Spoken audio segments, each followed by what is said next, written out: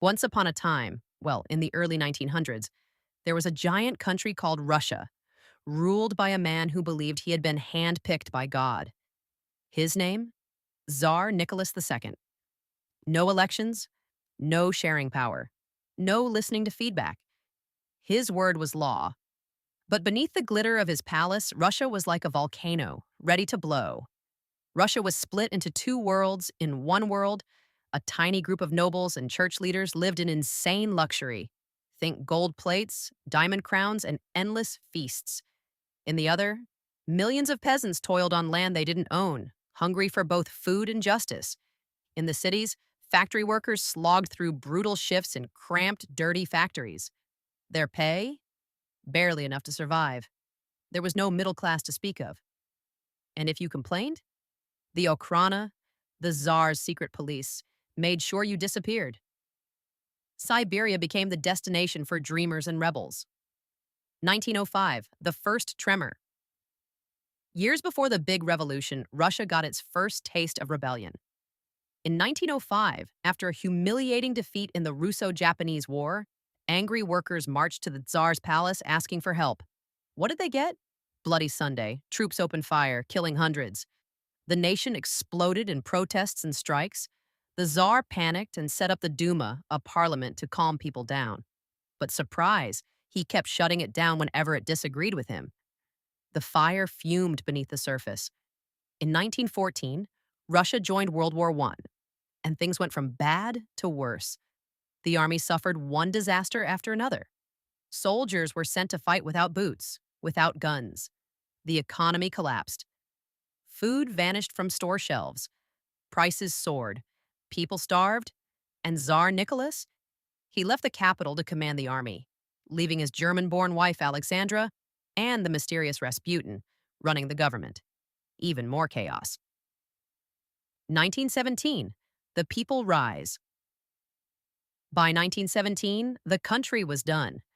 It started with women in Petrograd demanding bread. Workers joined, then soldiers. The crowd swelled. Instead of crushing the protests, the troops joined the people. On March 15, 1917, Tsar Nicholas II looked around and saw no one left on his side. He abdicated. The 300-year reign of the Romanovs was over. With the Tsar gone, two forces tried to run the country. The provisional government, politicians from the Duma who wanted democracy, elections, and law. The Soviets, councils of workers and soldiers, the voice of the people, controlling the streets, railways, and factories. This dual power setup meant confusion. The provisional government had official authority, but the Soviets had real power on the ground. The country drifted between orders, counter-orders, and chaos. The Kornilov affair, Bolsheviks to the rescue. In August 1917, General Lavur Kornilov tried to march on Petrograd, claiming he wanted to save the provisional government. The provisional government panicked and turned to, guess who? The Bolsheviks for help. They armed workers to defend the city.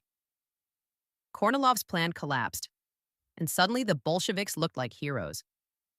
Their moment had come. A sharp, tireless, and focused man, Vladimir Lenin returned from exile. His promise was peace, land, bread, all power to the Soviets. Peace. End the hated war. Land. Give it to the peasants at last. Bread. Feed the starving. The provisional government? Still hesitating. Still in the war. Still no land reform. The October Revolution. On October 25, 1917, November 7th on the modern calendar, the Bolsheviks acted. Led by Lenin and Leon Trotsky, they seized key buildings in Petrograd. They walked into the Winter Palace, the heart of the government, and took over without much of a fight. The Bolsheviks were now in charge. True to their word, the Bolsheviks got Russia out of World War I.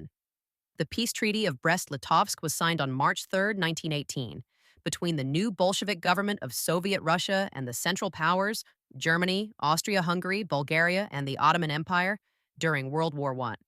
But the treaty cost them dearly. They gave up huge territories, Ukraine, Finland, Poland, and the Baltics, just to end the fighting. Many Russians were furious, but the Bolsheviks saw no other choice. Civil war, Reds versus whites. The Bolsheviks' hold on power was immediately challenged. Reds, the Bolsheviks, communists fighting to keep control.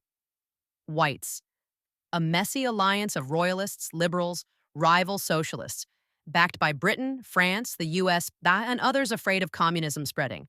The war was brutal. The Bolsheviks unleashed war communism, took over factories and food supplies to fuel the war effort. Red terror, mass arrests, and executions of enemies and suspected traitors. But thanks to Trotsky's disciplined Red Army, the Bolsheviks won. Birth of the USSR.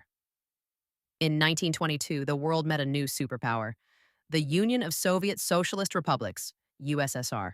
Land was redistributed, industry nationalized, social classes unofficially erased. But the dream of a worker's paradise soon faded into total control. No free speech. No opposition. The government ruled every part of life. Lenin tried to soften the blow with the new economic policy in 1921, allowing small businesses and some private farming. But this was just a pause. Bigger storms loomed. While Lenin led, Joseph Stalin quietly built his power. His boring-sounding job, General Secretary of the Communist Party, gave him control over who got promoted, who got sidelined. When Lenin died in 1924, Stalin outmaneuvered rivals like Trotsky and took over. By the late 1920s, Stalin ruled with terror. Forced industrialization, mass famine, purges that killed millions. A revolution that changed the world. The Russian Revolution wasn't just about one country. It inspired communists and terrified capitalists worldwide. It helped spark the Cold War. It shaped the 20th century in ways we still feel today. It started with people demanding bread and ended with a superpower that would dominate global politics for decades.